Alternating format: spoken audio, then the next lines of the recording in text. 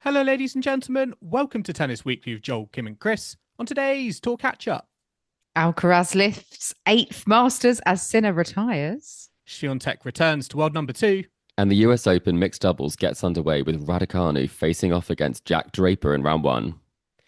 Kim, Chris, today is the 19th of August, and we are here to catch up on the week in tennis at Tennis Weekly HQ. We are in the lead up week to the US Open, and it is all going on. Cincinnati is done and dusted. Carlos Alcaraz is a first time champion as Jannik Sinner falls to illness. Iga Swiatek also won and is back up to world number two. The US Open mixed doubles, perhaps the most talked about event of the season, also begins today. Venus Williams has been given a wild card at 44 years old in the singles. Guys, this is just a really funny week, I feel, because there is just so much going on. I haven't even mentioned the fact that we do have some regular tour events as well, including a 500 in Mexico. There's just tennis left, right, and center. US Open qualifying as well. There we go. There's just so much on. It's a Tuesday as well, which is confusing because the final was on a Monday and then the qualifying had already started and now the mixed doubles has started. And then last week was when the other tournament started. So boundaries have been violated. It's not, yeah, I mean, Tennis Weekly, it's been a little while as well, hasn't it? So Kim, welcome back. Thank you. Yeah, I feel like I haven't been here for about 3 weeks. It feels strange, Have but you it's good to be forgotten back. how to podcast? I hope not. I forgot to, turn my microphone off earlier, but I'm here now, so it's all good. Lots going on. And I hear Carlos Alcaraz was not only playing the Cincinnati final yesterday, but playing football at the same time. He Is that was. right? He was. I was sort of trying to get in a little bit of football before I switched over for the tennis, and I saw Carlos Alcaraz's name in the lineup for Everton against Leeds in Monday Night Football. So there was a little bit of little bit of a double take going on. He was in two places at once, or his name was in two places at once. But Kim, I wanted to mention just before we get started, my girlfriend was on a hen party over the weekend in Malaga, and she failed to tell me that her accommodation, it was right next to the Rafael Nadal Academy. Oh, so was she not? She wasn't playing tennis as part of the hen weekend, was she? It was I Get her don't on the think that was podcast is I what don't I think say. that was on the agenda, but it was on the itinerary because I did get some lovely photos of the Nadal Academy and the weather. I mean, the weather actually was giving Cincinnati because it sounded like it was like 35 degrees and boiling hot. Oh, that is treacherous. Yeah, I don't know how they managed to cope out in Cincy, and we'll be getting on to the heat later because there's been a bit of controversy over that, as evidenced by perhaps Jannik Sinner only lasting 5 games in yesterday's final. But what's caught your eye this past week, aside from Carlos Alcaraz playing football and the Rafa Nadal Academy in Malaga? Joel, have you got anything else you'd like to add? Well, I know it didn't end particularly well for Jannik Sinner in Cincinnati, but it was his birthday and he got a surprising birthday present from his opponent in the semi-finals. A bit of a surprise package that we will also be getting on to. Terence Atmane of France.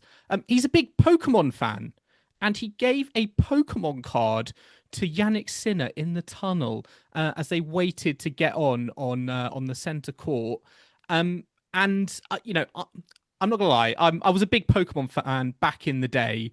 These Pokemon cards are completely different to the Pokemon cards I knew back way back when. But he gave him a Pikachu Pokemon card, and its attack. It's got a wild charge attack. Sounds yeah, a bit threatening, doesn't it, Joel? Was it to help him? Or was he was trying it an intimidation tactic? Giving him a Pokemon wild card? Pikachu spotted in the tunnel? I mean, apparently, Atman has one of the biggest and most extensive collections of Pokemon cards in all of France. So he might not have them for Wow. much longer if he gives them away for Hang every on, match I he was led plays. to Very believe the Challenger. generous. I was led to believe the Challenger Tour doesn't pay that well.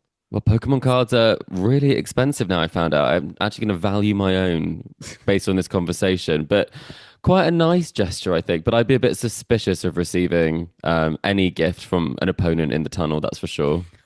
I thought, yeah, it's something we don't see very often, like actually in the tunnel ahead of the match. And well, lucky Sinner. I mean, Pikachu is the only Pokemon character I actually know or remember from my childhood. So if it had to be one card, I'm glad it was Pikachu. Chris, what about yourself? Was there something that caught your eye this week? Well, I rather like this because Diana Schneider is very famous for her bandana, the polka dot bandana. We all know Yes. it. We all love it. She wears it. She's been wearing it since juniors. So she's very almost a signature piece of clothing on the tour. And Frances Tiafoe, in the heat of Cincinnati, actually borrowed one of her bandanas and wore it when he was playing. So I thought that was quite fun. And he said a very nice sort of comment to her, saying that it was his new look and that he appreciated Anna Schneider. So Is it a fashion fave? I actually quite like it. I do I think, think it suits him. yeah, it does suit him. I think it might suit him slightly more than Diana Schneider does. I'm not Ooh. just because I Oh, think cutting. polka dots are not necessarily part of the Adidas fit always, whereas I feel like we've seen a lot of bright colors on TFO in the past, that bright blue that he wore earlier this season at the French Open, I think that was. And he's worn some pretty vibey things in Australia too. So I feel like this is very much in keeping with his collection of fashionable clothing items. Absolutely. I think it's a fave from us. I've got some Fedal news I'd like to share as well, actually. I don't know if you heard that Rafa and his wife had their second child recently, another boy called Miguel, I think. So, yeah, two future mini Rafas, maybe on a tennis court in years to come. And Roger Federer has announced he's playing celebrity doubles at the Shanghai Masters in October during the event. He's going to be playing celebrity doubles with actors Wu Lei and Donnie Yen, as well as Zheng Ji, former Grand Slam doubles champion. So it's going to be called Roger and Friends, which I think is I mean, quite a how nice close name. friends is he with this lineup? I'd How have much to is he getting question. paid? Yeah, it does sound like that. Cynics, the lot of you. He was front and center last year. I think he was at the Shanghai Master. I remember seeing him there. He's basically a Shanghai ambassador at this point.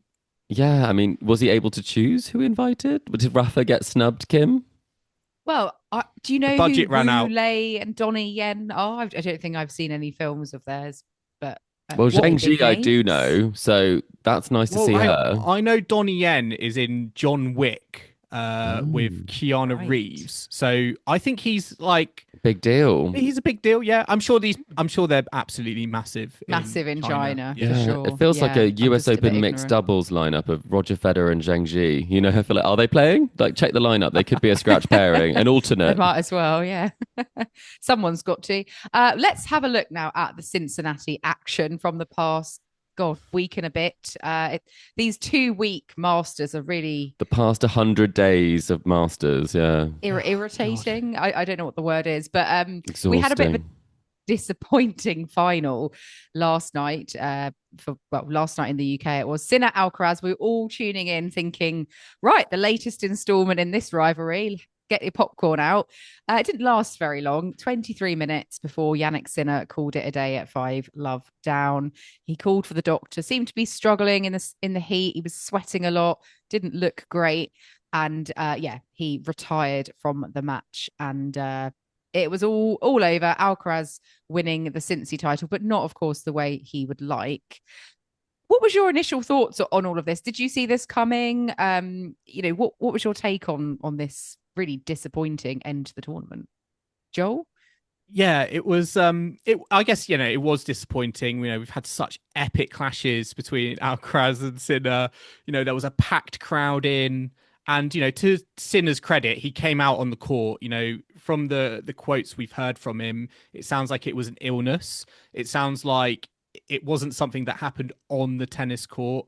So for him to kind of go out and give it a go, I do have big respect for that. But ultimately, yeah, just a real disappointment for the fans. I feel like Sinner maybe was feeling that and was in his decision making to make sure that he at least tried to put on a show. But I guess it was disappointing. And I guess from my point of view, it's almost like it makes sense that Carlos Alcaraz won this tournament, because at times it has felt like a survival of the fittest, whether that's because of the weather, illness, injury, whatever it is.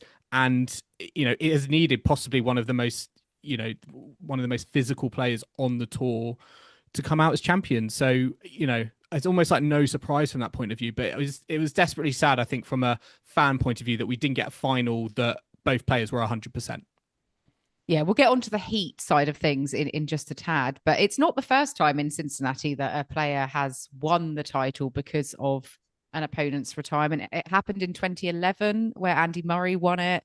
And it's also happened, I think, a handful of times over the years since 1990 when the Masters was introduced. I think the most recent one was in 2014 where Rafa won Madrid through a retirement. So it doesn't happen too often at Masters final level. Sinner, I know, was in his, on-court chat with like the doctor. He was just thinking of the fans. Like, I don't want to let them down, which was obviously a really nice from his side. But at the end of the day, with the US Open round the corner, he's got to be well for that and focus on that. And it wasn't exactly a entertaining encounter if he was completely out of sorts. He didn't want to get bageled, did he? Oh, no. No. I mean, he really didn't look well. He was dripping with sweat. I mean, I've never seen him sweat like that. So it did look like something was kind of coming over him in that moment. But the big question I have is, should we read into this ahead of the US Open? He has now withdrawn from the mixed doubles. Do you think that will be, is that a precaution, or do you think it was always going to be touch and go as to whether the winner, if it went long, would be playing the mixed doubles?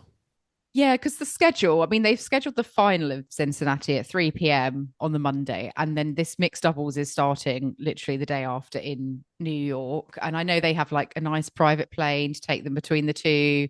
The mixed doubles is just a bit of fun, so fair enough. But was that the greatest scheduling of all time, when the US Open were thinking about this new mixed doubles concept? Because we have had a couple of withdrawals in the last, few days, last minute, and therefore it's got a slightly different look to maybe originally envisaged. Do you think that was a bit of a, is this a bit of a test and learn for next year with the two, occurrences? I mean, the last couple of Masters, the 2-week format, I really think it's been a shooting the tour in its own foot, really.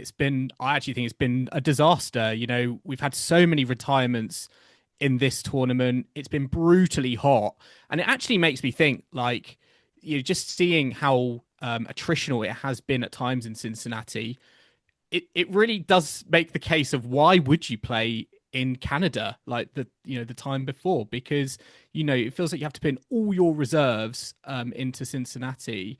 And I don't like seeing these players kind of spent before we get to the US Open. So in that respect, it doesn't also feel like a sort of a lead up tournament. So yeah, I think it's disappointing. And I think from Jannik Sinner's point of view, Chris, to your original kind of question, I think the only positive we can take is that it doesn't look like it's an injury, it's an illness. So hopefully it's something that's going to pass through his system, in quick time before the tournament gets underway on Sunday. He'd have a week then to recover. Probably, yeah, so I'm not overly worried. I think I would be more worried if something happened on the court and it disrupted something in his body. I think this is something that was just very unfortunate timing, but perhaps has been brought on by the fact that we're having these tournaments take place across longer periods of time.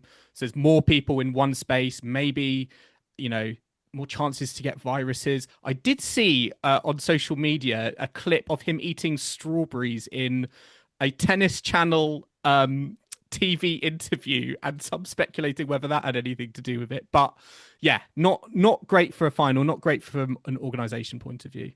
Not strawberries with pasta. Wow. I take it. We've moved on from that. We've got conspiracy theories rife here. Well, I mean, for Carlos then, I mean, he's got the win. He's getting closer and closer in the rankings. So do you think that the result like this could make him potentially the favourite with the question mark over Sinner, or do you think the hardcore prowess of Sinner means that kind of no matter what's happened before, if he's at the US Open or the Australian Open, he is the favourite? Yeah, I personally wouldn't read anything. Yeah. Do you? I wouldn't read anything into this. I think, he's ill. He's not at the races. US Open, if he's recovered, will be a different story. Different kettle of fish. What it will be interesting though is Alcaraz he comes into the US Open as number one in the live rankings. Sinner has to do, I think, better than Alcaraz to keep the world number one position. So if it was a final between the two of them, the winner essentially would, the winner would be the world number one. Ooh. Sinner would remain. Alcaraz would take it off him. So that could be quite spicy as an extra layer of challenge between the two of them. Do you think that will change the approach of both of them going into Flushing Meadows? I'm not sure. I think probably for Sinner, he's so good at compartmentalizing. He's so mentally resilient. We've seen that kind of over the last sort of 2 years. No matter what's thrown at him, I feel like the sickness that he may have will be kind of minuscule in terms of how it will affect him mentally. And I mean, the number one ranking, I think a lot of these players don't necessarily think that much about it. They think about the slams. I think Alcaraz has always been focused on the slams, and he's probably shown that nerves can get to him more when there's a lot more on the line. So I guess probably not going to factor into what they're thinking about, but they probably will be aware of it. I think that's a case where you do want to win the slam if you are going to get the number one ranking. You don't want to be number one with less slams. Yes. I mean, and just on this with the heat that we saw, the conditions across the time that Cincinnati took place, the humidity, not just the high temps, they're hitting like 35 degrees, 70% humidity.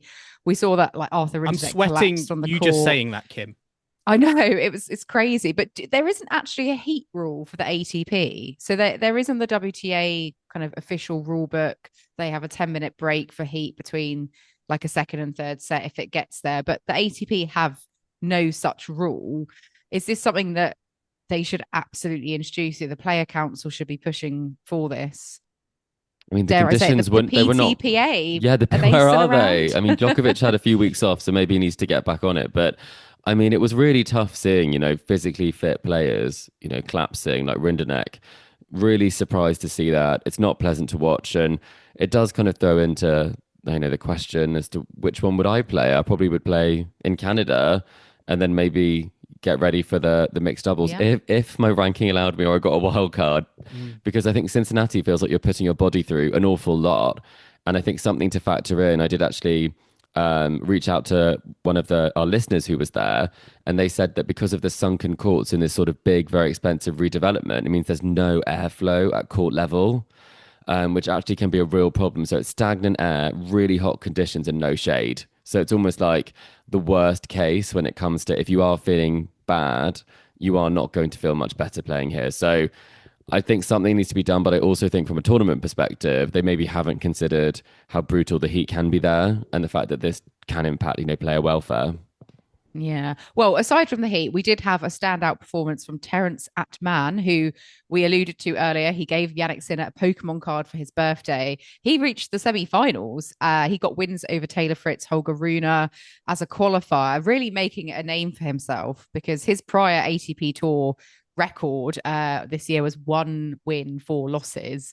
So yeah, he kind of came out of nowhere to reach the semis and lost to Sinner, but a fantastic story of the fortnight, and he's now up to 69 in the live rankings.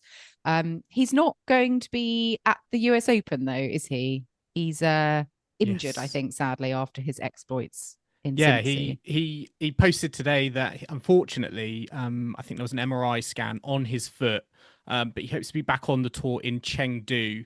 Really unfortunate, I guess, that after such a great run, but also I guess time to take stock, because this was a fantastic run, unseeded player all the way through to the semi-finals, and I think once again kind of shows, this is a player who's had success on the Challenger Tour, and it just shows, I think, there is again, similar to what we saw, I guess, with Mboko in Canada, that getting wins, getting confidence on the tour below can breed success at the top level. So it's nice to see. I think there is a clear transition and it works for some players. So, we'll have to see how he goes on. But yeah, great performance from him across the 2 weeks.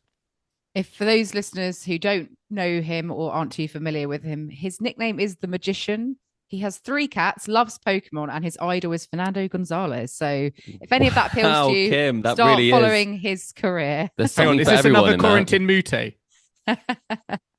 Like we'll be doing a mysterious player with Atman soon. So remember those facts. Let's now have a look at the WTA event out in Cincinnati because we spoke about strawberries and pasta earlier. I wonder if she had any en route to picking up her Cincinnati Open title because Iga Swiatek beat Jasmine Paolini in straight sets in the final to take her 11th WTA 1000 title of her career. She is now back up to number 2 in the rankings as well. And yeah, really had a fantastic fortnight out in Cincinnati and picking up yet another title, making those stats even more impressive than they are already. Chris, what impressed you about Iga Swiatek this week? Well, I mean, I was very impressed with her sort of switch from the hard courts. Obviously, not the result she wanted previously when she lost to Clara Towson in Canada. So I think not many people were thinking too much would happen to her before the US Open. So I was really impressed with the fact that she put together so many solid sets. She found ways to win. She was broken quite a lot in the final, but she did win every break point that she faced. So it really was a champion's response. And that result against Rybakina, I think a lot of people thought after that Sabalenka result that that could be a really tricky one.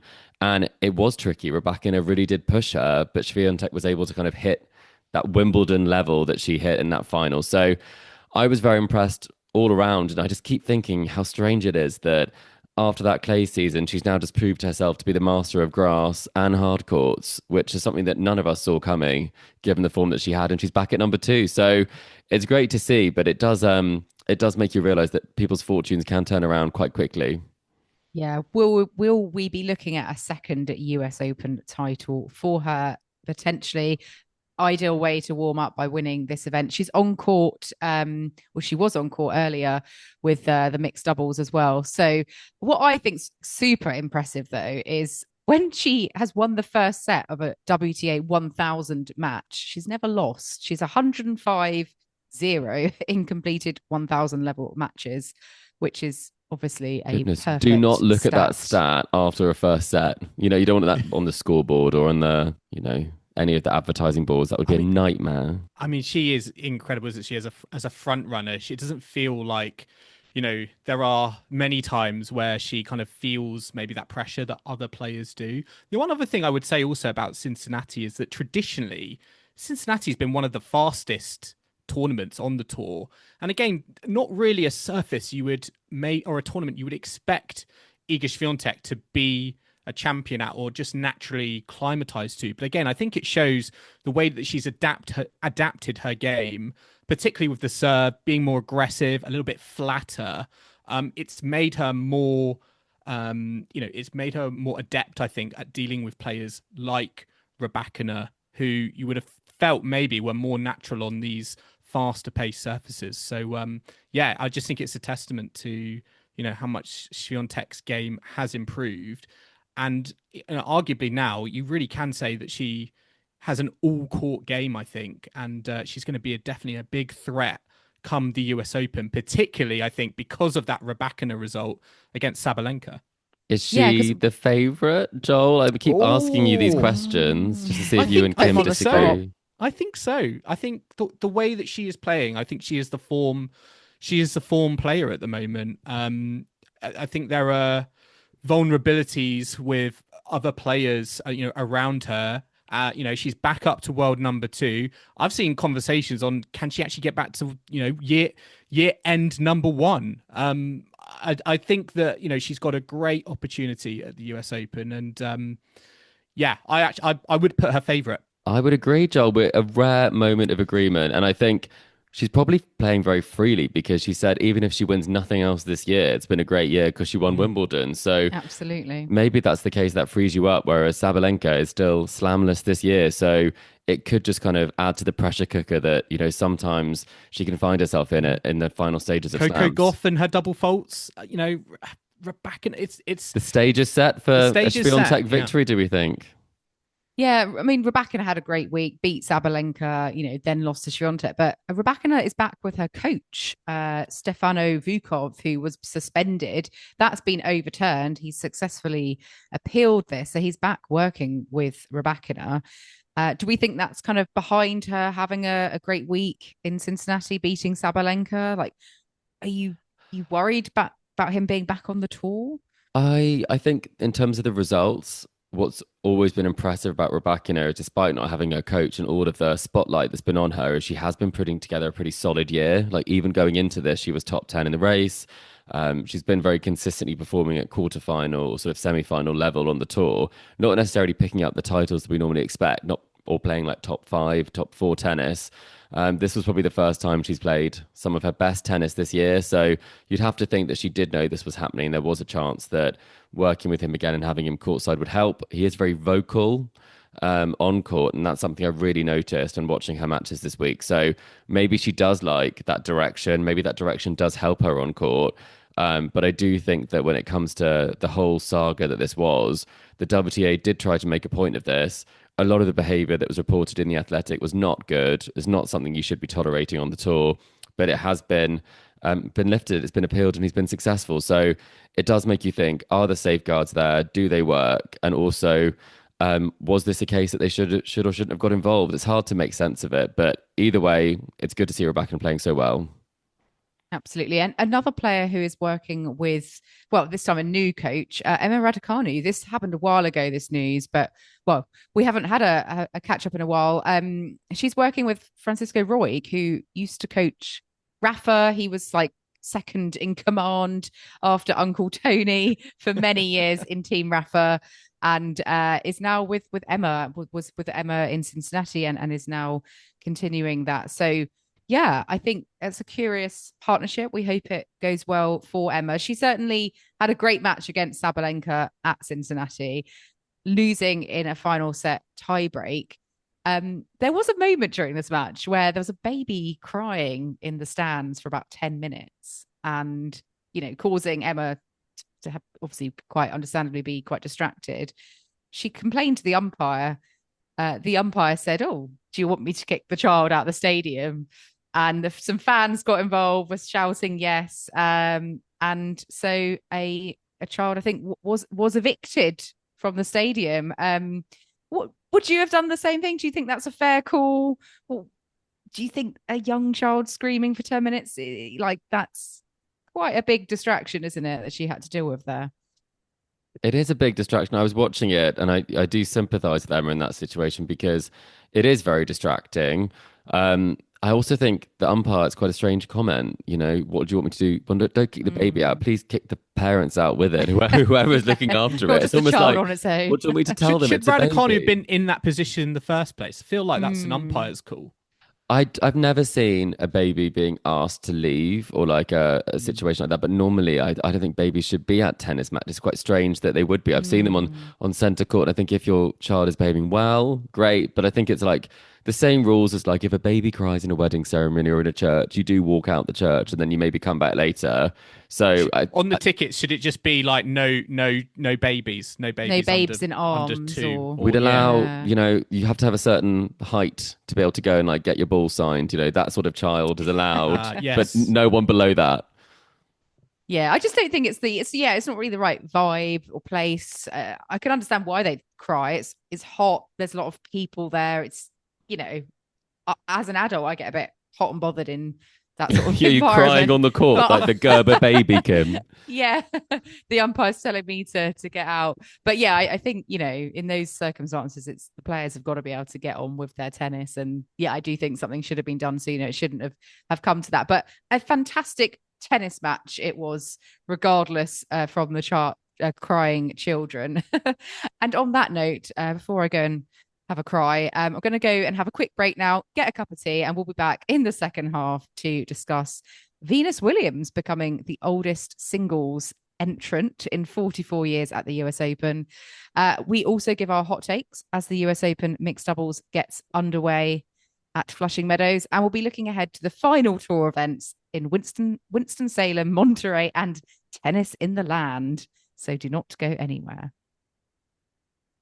Welcome back to the Tennis Weekly podcast. And it's time, as always, to kick off the second half with another game. Par for the courts we have today for our listeners and ourselves.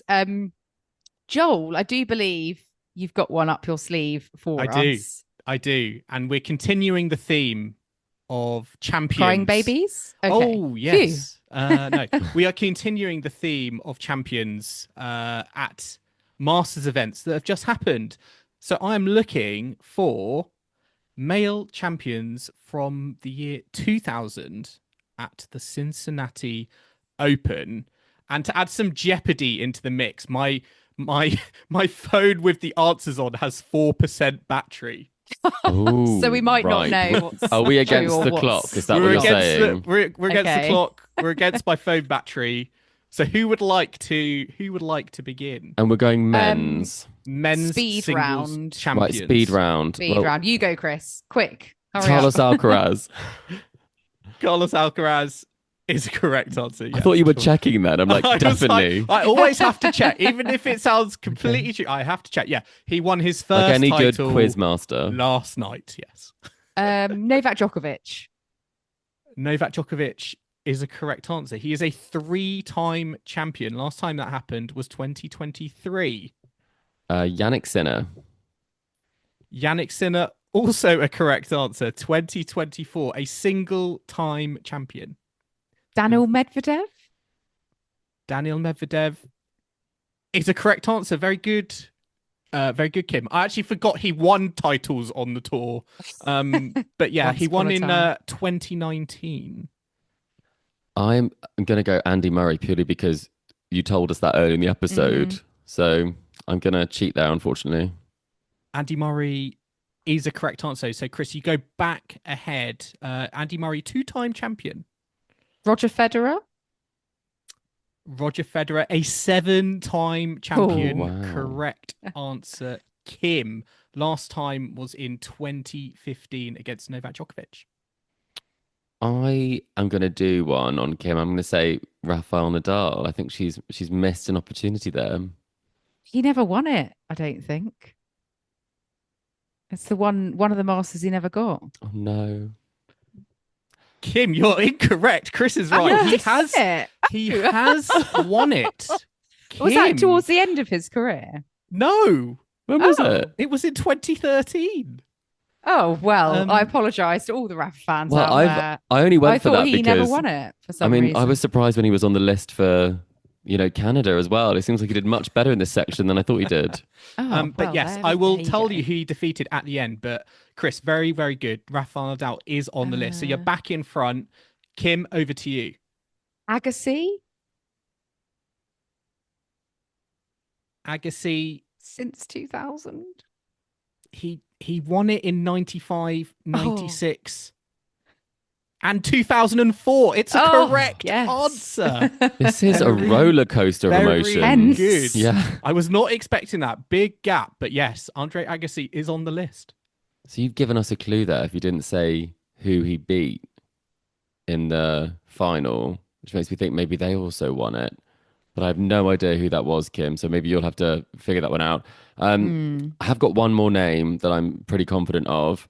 I think that Borna Coric won it. I think he had that amazing run. And I think he beat, was it Tsitsipas in the final? I think I remember watching that one. Very good. Yes, Borna Coric is the correct answer. And yes, he did defeat Tsitsipas in the final, straight sets. So, Kim, back over to you. We're doing very well here. How many more are And who went to get? first, Joel? It's on 4%. No time for questions, Kim. Just Yeah. answers. Oh gosh. Chris, I and- believe you went first with Carlos Alcaraz. Yes, I did. So Yes. So Chris is in the lead at the Kim moment. needs to draw level. Yes, there are a Andy few Roddick? answers left on the table. Oh. I need to. I think there's 1, 2, 3, 4, 5, 6 answers left on the We table. barely made a dent, Kim. I'll say Andy Roddick. Andy Roddick Mm. is a correct answer. Very, very good, Kim. He won in 2003 and 2006. Oh, this is tough now. This isn't is it? getting spicy. I am really struggling. I can't remember. I think Kim did say Medvedev. I can't remember. I did. You did. Okay, then I'll go Zverev. Zverev is a correct answer. Very good. 2021. Kim, I'm fully out now. This is. If I've you got get a I'll really be rogue Kim. I'll be one. very impressed if you can. Is she going to go Davydenko? Classic No. Kim. Oh, do I say this person and have you all laugh at me? But did Pablo Carreño Busta win it one year? Have I gone completely mad? Carreño Busta. Yes. I am He definitely won a Masters, I think, didn't he? Yeah. Carreño Busta is an incorrect Oh, answer. no. It was Canada, Kim. Oh, the other one. The other one. Oh, I But wasn't Kim, far if off. I'll say first of all, congratulations to Chris. Thank you so but much. Kim, Well done. Well done. there is another Spaniard that you could have said. Ferrer? Ferrero. No. Moya? Yes, Carlos Ah. Moya won in. Oh, you really let down Team 2002. Rafa, Kim. Honestly, call yourself a fan. Oh, dear. A few other answers. I don't have any more. Any more? No. Oh, Okay. Safin? Nope. Yuzhny? Nope. Any other Americans? James Nope. Blake? Did Hewitt win it? Chilich? Hewitt did not win it. I'll give you. Right, some tell us. names. Put us out Nishikori? our misery. So we had Alcaraz, Sinner, Djokovic, Coric, Zverev, Medvedev, Grigor Dimitrov won it in 2017. Did he really?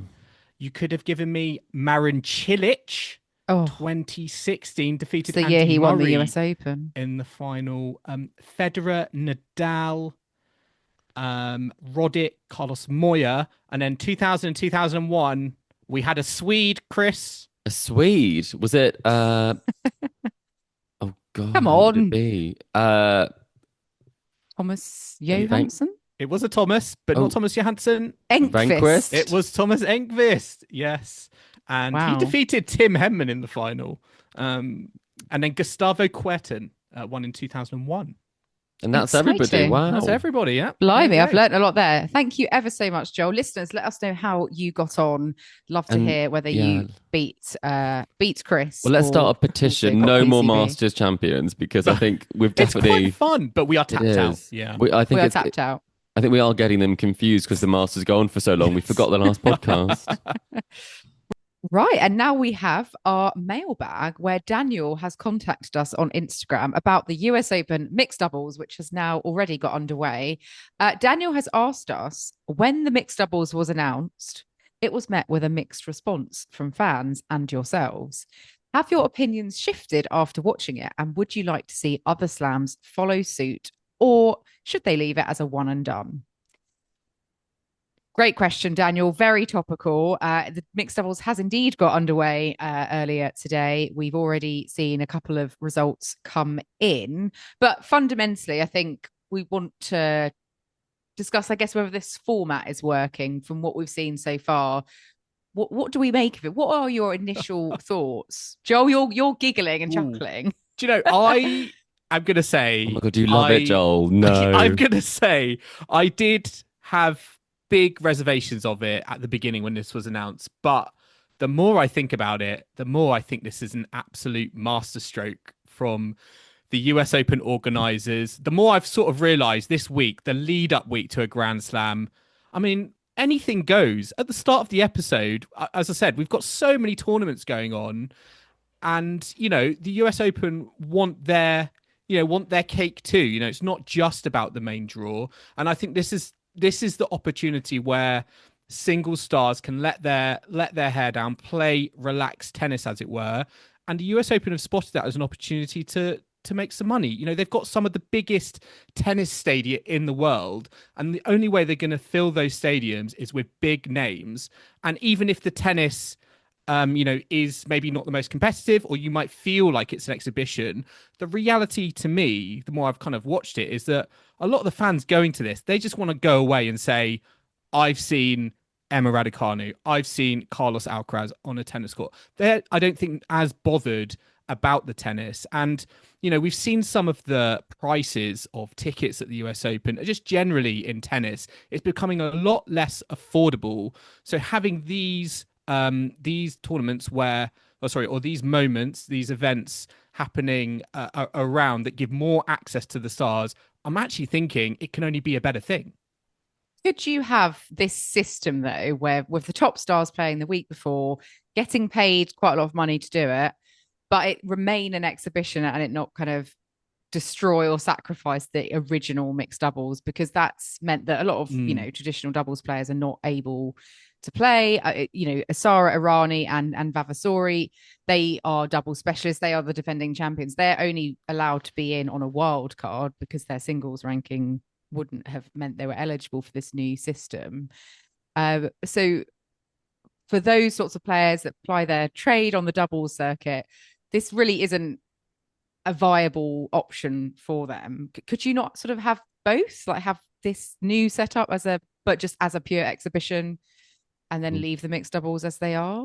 Do you think they could go back to that? I can see that. I mean, I was against it just because I really don't think that what I've witnessed today or what I thought it would be like prior to this starting is deserving of a Grand Slam title, because the best mixed doubles players, as you say, are fully excluded except for the defending champions, who really did kick up a fuss about the fact that they couldn't play, and I think rightly so, and therefore they were given a wild card. But it really is a token gesture when you look at the names in the draw. I mean, it is really, it's top singles players and then Americans basically is filling this one out. So I think that's a challenge for me as well. It's like, I think this is all great. It's all fun and games.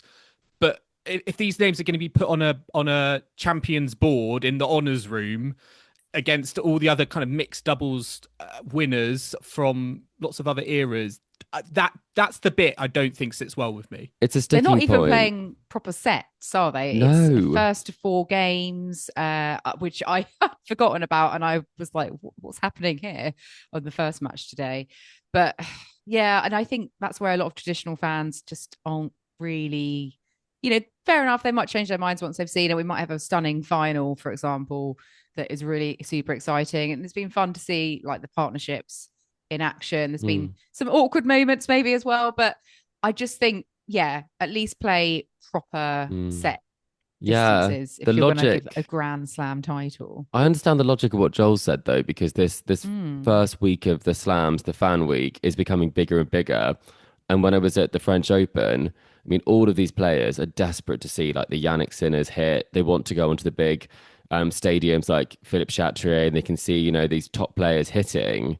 But I mean, it's just allowing them potentially to see some live matches, as you say. So I do think from the fans on the ground perspective, it is great. I do think it will get more people in that first week. I do think it's probably positive that they're embracing a different type of tennis, in the way that I don't think everything's going to stay longer form forever. It seems like there's a growing trend to speed things up.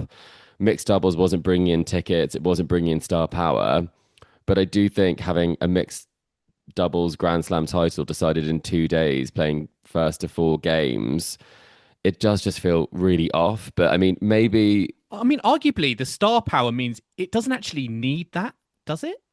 I mean, they wouldn't commit to it, I guess, because of the fact that the format would require, multiple matches to be played each day. Because listeners, that's also what's happening. You play your first round match. If you win that, you then play your quarterfinal match on the same day. Then you come back the next day for semi-final and final. And if you're playing full sets, there is a risk that if you play 4 matches in 2 days, that actually could be detrimental to your preparation for the US Open. So I understand how they got to this. I do think, and I'm kind of secretly hoping, Sara Irani and Andrea Vavasori do just run away with it. It would just kind of really ruin the fun, which I think is kind of great. Making the point that, I mean, Joel, you always think I bring up a lot, but I always say that the best doubles players are singles players. But maybe mixed doubles. I've been watching it today, and I'm like, no, mixed doubles is different. Yeah, it's interesting because I do think that we see bad. It's fascinating how you can get top singles players play bad doubles. It's not good. It's not good doubles we've seen today. It's not good. But I mean, just on the final part of that question, would you like to see it at other slams, or do you even think they would follow suit? Now, I'm already kind of thinking Wimbledon's probably a bit extreme, but I could certainly see the Australian Open if there was one other slam. Maybe, Hopman Cup pedigree as well, heritage there.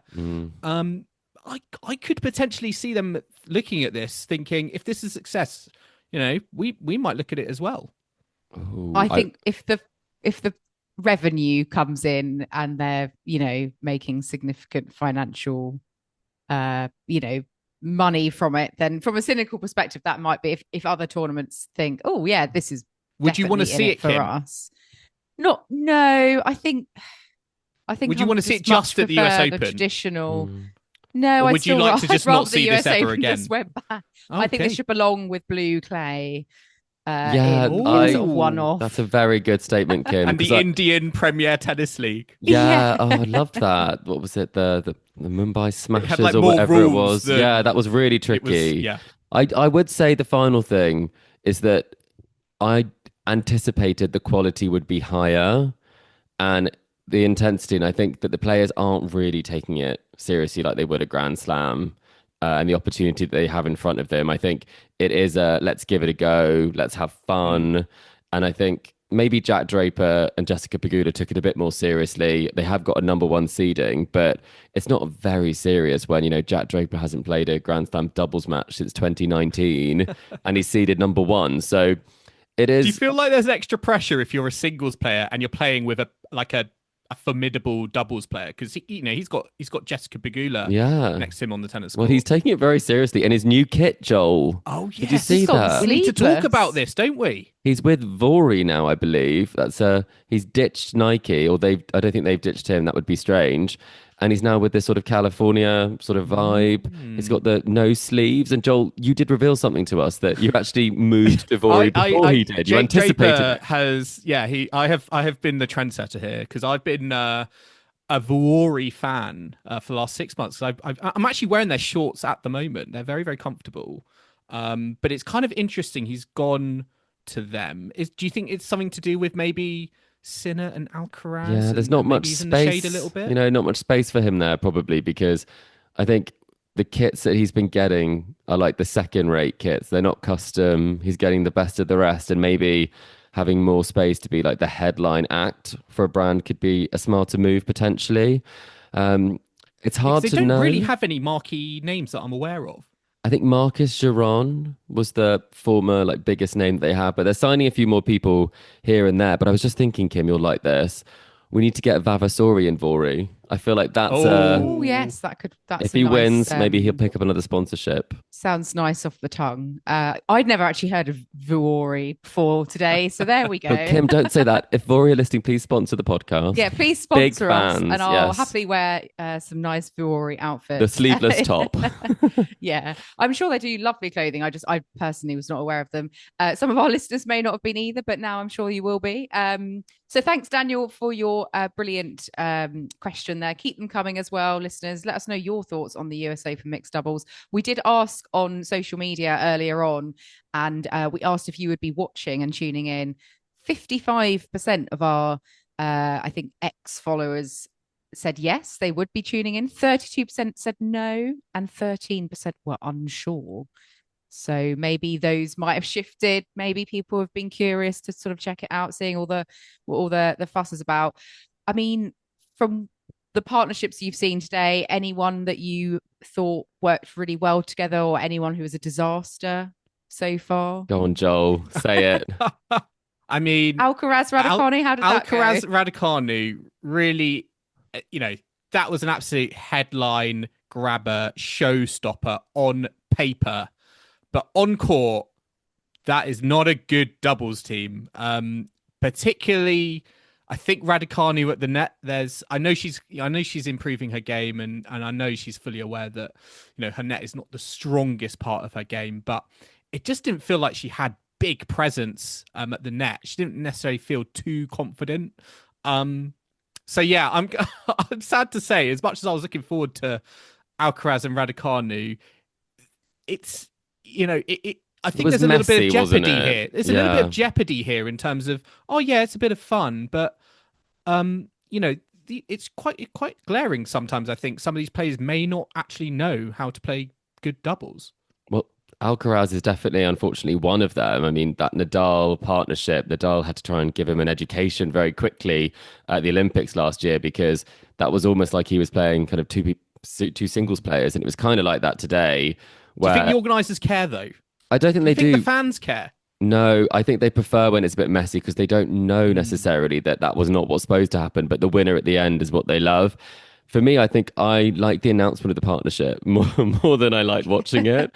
It's just We've had so many announcements. so many. Anticipation Yeah, better and than actually, reality. that's one thing we should also say that because of the nature of it happening the same week as the ATP tournaments, we've had a lot of changes in the lineup, including Jannik Sinner obviously pulling out.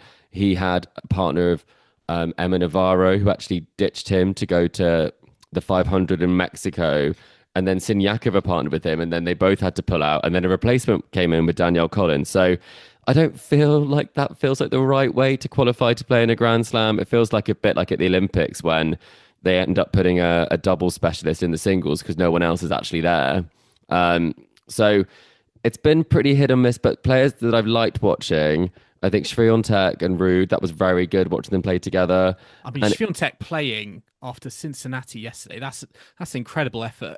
It really is. So they flew in on a private jet, Alcaraz and Swiatek, and they landed at 1 a.m., got to bed at 3 a.m., and then she's won 2 matches, back tomorrow for 2 more, and she said she'd happily do the other 2 today as well. So she's clearly very motivated by this opportunity, and I think it's just nice when you see the partnerships taking it seriously, because they did take it seriously. They even took the question at the end very seriously about who asked whom to play, and Casper said that Iga basically slid into his DMs, reached out, and then Iga said, well, that's not how it worked because I had no idea what I signed up for when your agent reached out to my agent. Trouble in paradise. I know. And Casper did look very sheepish. So I think maybe the agents had lied to each other and said, that's what I'm thinking. Oh, Iga would love to play with you. We need to get to the Casper bottom of would this. like, yeah. So they're coming back tomorrow, so we'll No find out more. Wimbledon towel for Casper Ruud. No, yeah, exactly. Well, not making, he's on the naughty list. A towel list for next year. With the 500k that they might win each, I'm sure they can get a couple of towels. But I was going to ask you both, Irani and Vavasori have kind of demolished the opposition they played so far. Some really top players like Fritz and Rybakina, Mukova and Rublev. Do you think if they were to go on to win this title, it would essentially highlight the mockery of this tournament when it comes to the standard, and that actually you do want to make sure there's a better split of proper mixed doubles players and proper doubles players with the singles players? Kim? Yeah, I think that could be a way round it, like top singles player teams up with top doubles player. And obviously if it's someone like a JPEG who's high up in both rankings, that, she can't play on her own, but that could work. That could work to sort of get almost the double specialist as like the mentor for an inexperienced, Alcaraz and around the doubles court. It actually might be more of a learning opportunity for some of these singles players. I personally don't mind either way because I like just watching good quality doubles, but I understand there's got to be, sponsorship, financial, fan, priorities factored in, but that could work. We could tweak it. I don't mind maybe them tweaking it for next year. Rather than just giving up on the whole idea straight away. But yeah, it's quite pleasing, I think, to see those two. I was smiling, their third partner. Irani, Vavasori and Mockery. I mean, the last thing I'll say is the only thing I sort of disagree with is the fact that the seedings don't really take into account these doubles players. And it's sort of weird that, Jessica Pegula and Jack Draper, number 1 seeds. Jack Draper hasn't played what was it, Chris? You're talking to me before about he's not played a doubles match. 29 in the Grand years. Slam. It's 6 years since he last played a Grand Slam doubles match. So, I mean, his current doubles ranking though is 246. Also, the ATP website, I'm just checking it. They've updated it with his new kit. It looks very serious, but it's been a long time since he's been at a Grand Slam in doubles. That's what that stat's about. He has actually played with Jannik Sinner, I think, in the last couple of years in doubles, and he has played a couple of times with a few other top players. I think normally it's in the lead into a slam potentially, and then at a slam level, you want to stay fresh. Yeah. Really is a bit strange though. Seedings, don't really. It's almost like, why are there seedings? I would say, like, yeah, and they've never played together, so you have no idea how they're going to gel. So the commentators are a bit confused, being like, well, I guess they're working out a bit better than the others. Like, have they met before? I mean, that's also a question. So Interesting to see what happens, but the verdict from us would be we feel Could do better. could do better, but we wouldn't say completely abandon it now. We would like to see an evolved version. Is that fair to An say? evolved version, Yes. yes. We also, talking of evolution, not Serena Williams, but Venus Williams. She was in the mixed doubles with Riley Opelka. They did lose to Mukova and Rublev earlier, but she will be at the US Open in the singles because she has been given a wild card, along with obviously 7 others. She is one of the oldest wildcards, I think, at the age of 45. She's the oldest singles entrant in 44 years at this event, which is ridiculous. Do you think it's a justified wildcard? I mean, it's probably not a complete surprise given that she came back a few weeks ago, has had a couple of matches. We kind of thought she must be earmarking this, but are you pleased that she's going to be in action next week in the singles? I am very happy to see that Venus has a wild card. I think beating Peyton Stearns so convincingly does warrant the fact that she has had a top 50 win. I think if she had have lost every match coming in, then it would clearly be a case that this was just because of the star power. But actually, she has been competitive, and she did lose to Busas Monero. But I mean, she's playing very well at the moment. Who doesn't lose to Busas Monero? Very few It was can get. competitive. I mean, It really was. Yeah, it was a good match, and I think Venus definitely has the ability to win a round. I think when I last saw her at the US Open, I was at that match where she got dismantled by Greek Minin, and it didn't feel like she should have been given a wild card for that tournament. So I'm optimistic that there'll be a better result this time.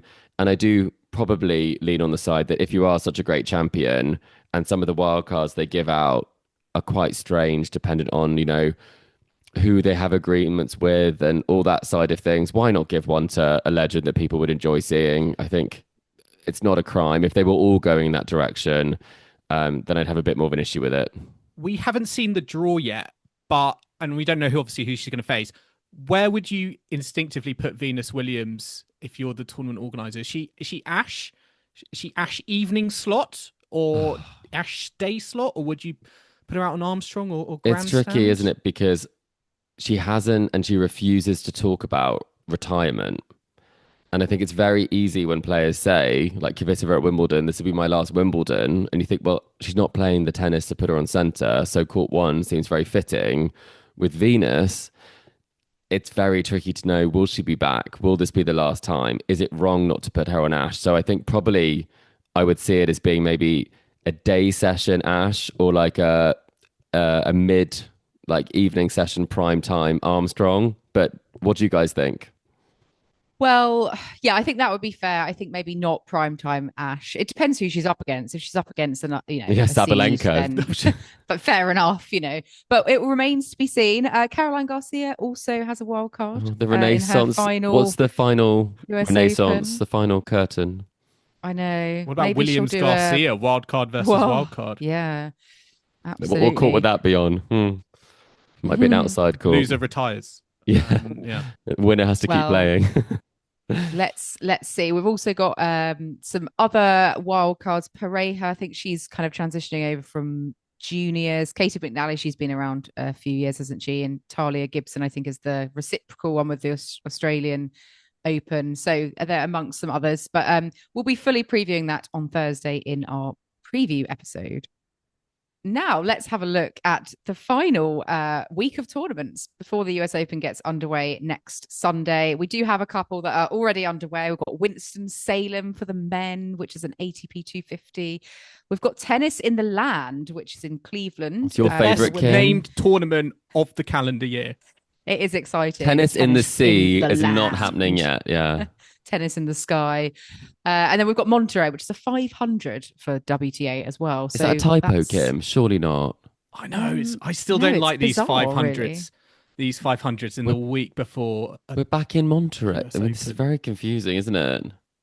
I mean, I'm sure it's a lovely place and a great tournament, but is it a 500 draw? Is a question I would also ask. Oh, yeah. What do you say? Are you asking or are you saying? Navarro is the top I think seed. I'm doing both. Alexandrova, Haddad Meyer, Shnaider, they are all in Monterrey. There's some dangerous unseeded players. You've got Sakari, you've got Vekic is in the mix. Yeah. I'd say it's definitely above a 250. 250 plus. 250 I plus think we'll give Vekic it. should It knock still Sakari screams out to me already. that they need to give an extra 250 points to get people to go and make the hop back to Mexico before New York. Yeah, it is a bit odd in the landscape. Tennis in the land, Samsonova's there, Katie Boulter is there. It's your dream tournament, Kim. Samsonova and Boulter. Solana Sierra is there. Another one of your favourites. Off the back of Wimbledon. And in the ATP in Winston-Salem, Tsitsipas is the top seed, Greek sport. So these are players who have obviously deciding to play this and not even, it's a humongous draw, isn't it, for a 250? It's a 64 draw. It's a bit over the top, isn't it? God, last minute practice, as if Cincinnati in Canada wasn't enough. But for some of these players, obviously they weren't. The Winston-Salem Masters, are they petitioning for a 10-day event as well? Well. That's all happening this week.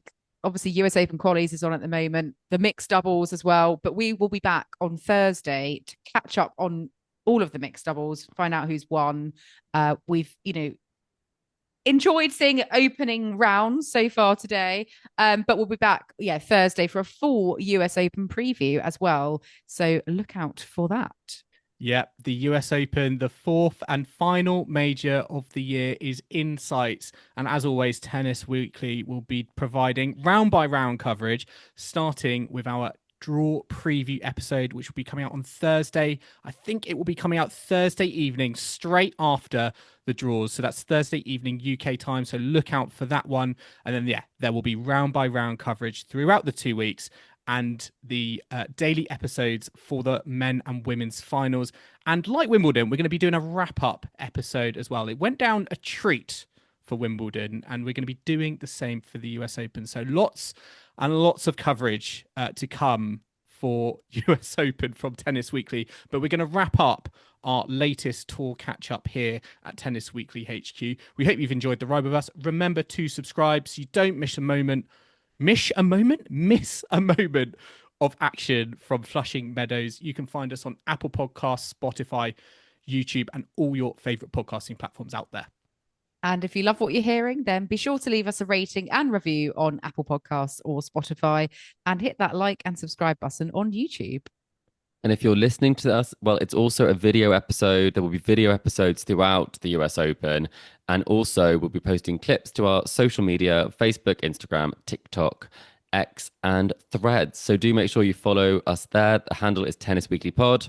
And if you want to get in touch with us, you want to give your opinion, you want to ask us a question, then do email us, tennisweeklypod@gmail.com, or visit our slightly revamped website, Joel, at tennisweekly.co.uk. Yes, I forgot to mention that. I have slightly revamped the website. So do check that out. Kim's like, I better check it out. I can see you nodding. Yeah. I didn't know this. But we are going to be back on Thursday for our US Open draw preview. Do join us for that. But until then, it's goodbye from Kim. Goodbye. It's goodbye from Chris. Goodbye.